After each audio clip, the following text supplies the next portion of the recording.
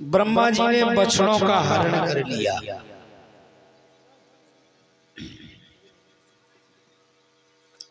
हर करके ले गए बछड़ों को। अब जब उनका झगड़ा शांत हुआ कन्हैया का बाल सखाओं के साथ, तो बछड़े देखे तो कहीं दिखाई नहीं दिए। बोले कन्हैया बछड़े तो कहीं दिखाई दे नहीं रहे। कन्हैया बोले चिंता ना करो, यही कहीं होंगे तो हम खोज लेते हैं। तो कन्हैया बछड़े ढूंढने के लिए गए। तो बछड़े तो ब्रह्मा जी ले गए थे। जब बछड़े नहीं मिले तो ब्रह्मा जी ने क्या किया, जब तक कन्हैया बछड़ों को ढूंढने के लिए गए तब तक बाल सखाओं को भी हर ले गए। अब कन्हैया अकेले बचे। कन्हैया को ना बछड़े मिले और ना बाल सखा मिले। तो कन्हैया ने ध्यान लगाया कि ये लीला क्या हो रही है। उन्होंने कहा ब्रह्मा जी आइए लीला कर रहे हैं। तो ब्रह्मा जी अब मेरी लीला देखो। कन्हैया बोले।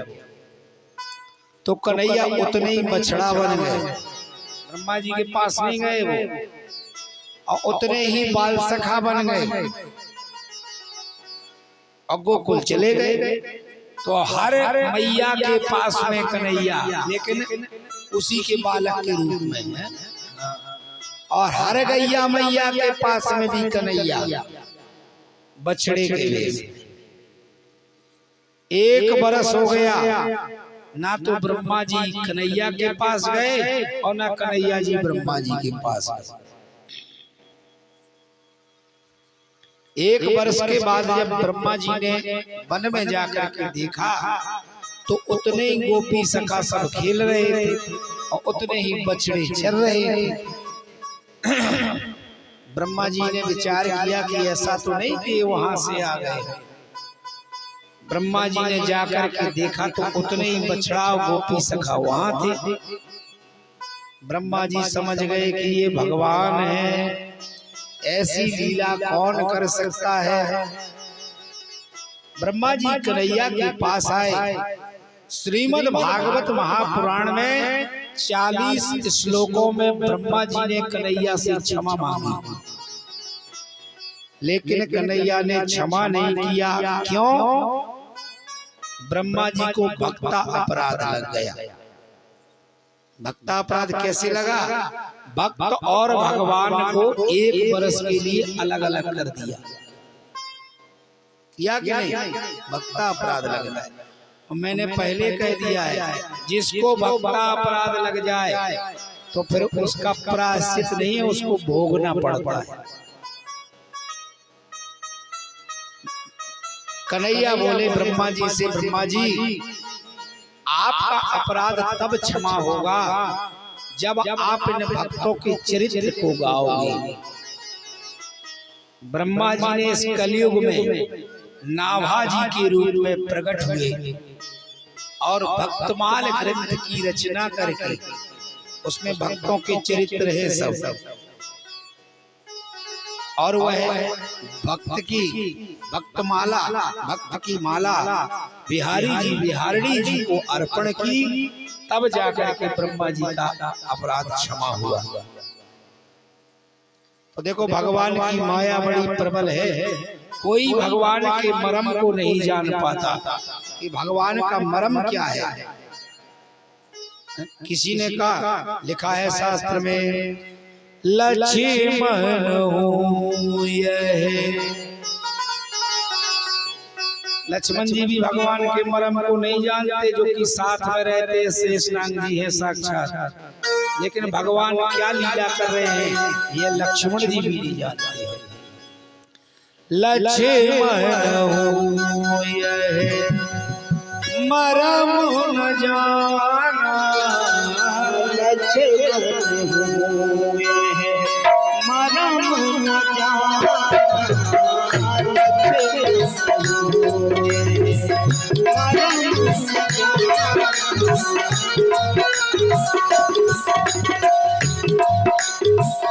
लक्ष्मण हूँ यह मर्म न जाना, लक्ष्मण हूँ मरम न जाना, जो कछु चरिते रचो भगवान, जो कछु चरिते रचो भगवान, जो कछु चरिते रचो भगवान।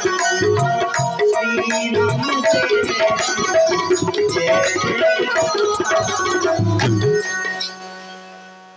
लक्ष्मण जी मरम को नहीं जानते, लेकिन एक भक्त ऐसा है जो कह रहा है कि भगवान हम तुम्हारी मरम को जानते हैं। वो कौन है? मांगी नाओ ना केवट आना, मांगी नाओ केवट आना, मांगी नाओ ना केवट आना, ओ मांगी नाओ केवट आना, मांगी नाओ ना केवट आना, मांगी नाओ ना केवट आना, कहे तुम्हारे मरम में जाना, कहे तुम्हारे मरम में जाना। श्री राम जय जय, श्री राम जय जय, श्री राम जय जय,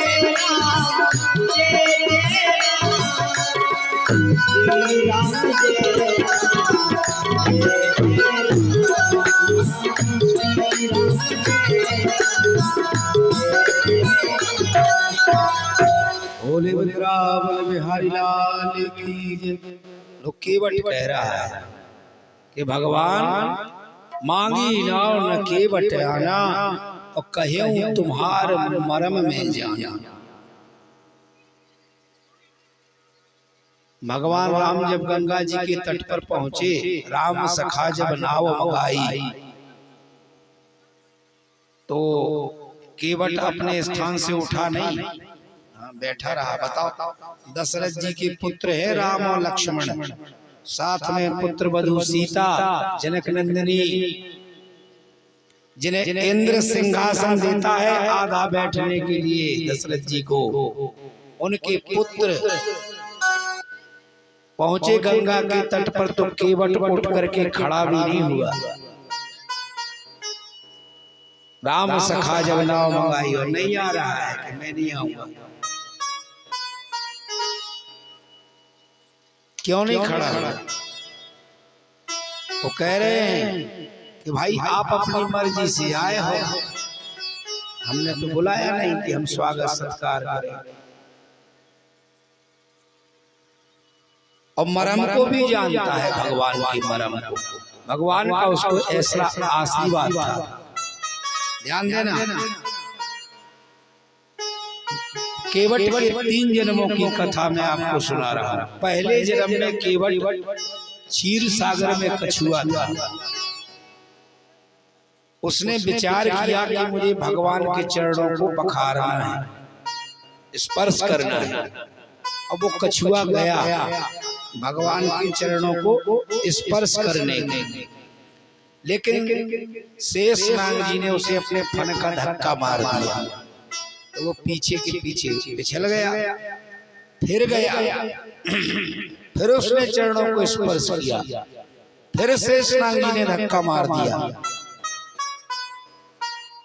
और जहां से तीसरी बार वो गया तो शेषनाग जी ने अपने फन का ऐसा धक्का मारा कि उसकी मृत्यु हो गई। लक्ष्मी जी ने ऊपर से पानी उलीच दिया उसके ऊपर, क्षीर सागर का,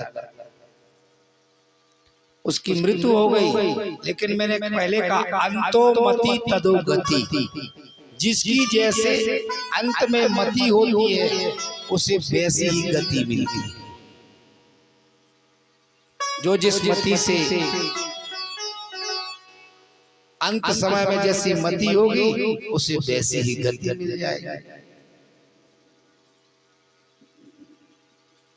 भरत जी का चरित्र आपने श्रवण किया है, जड़ भरत जी का। जड़ भरत जी राजा थे और उन्होंने अपने पुत्र को सुमति को राजगद्दी पर बैठा करके स्वयं वानप्रस्थ चले गए पर भजन करने के लिए। वहां भजन कर रहे थे। एक दिन गंडकी नदी में एक हिरण आया, वो गर्भ धारण किए हुए थी हिरणी। उसने उस नदी में छलांग लगाई और जब वो उस पार गिरी तो उसका गर्भ गिर गया, प्रसव हो गया।